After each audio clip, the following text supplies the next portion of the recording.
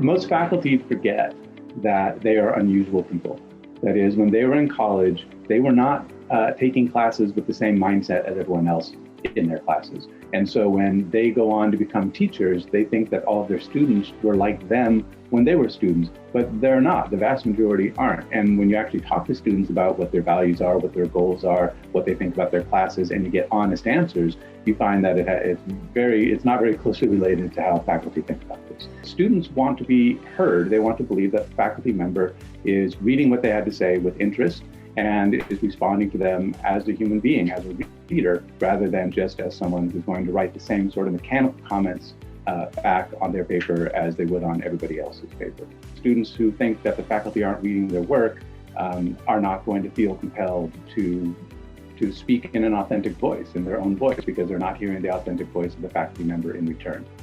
Students of color said when a teacher says to them, write to a general audience, something like this, that what they imagine is a white audience. And for them, that can be tricky because they're not always comfortable with their own ability to produce standard academic English.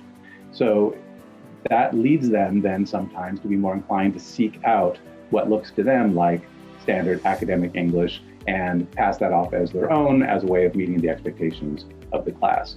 And so faculty can help combat that tendency by allowing students to write in their authentic voice. So with the FCPE, we're planning a summer 21 series of workshops. These will be 2-day intensive workshops with a small group of people and some outside experts to help think through assignment design and try to break out of the standard default models we have now of a midterm assessment and a final assessment, or a series of short papers and a long paper.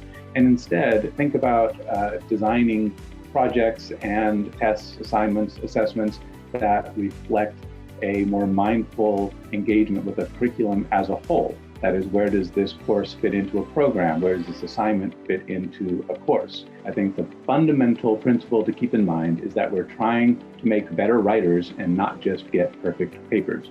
And that means focusing our attention on students as writers, as people, and communicating with them in that way.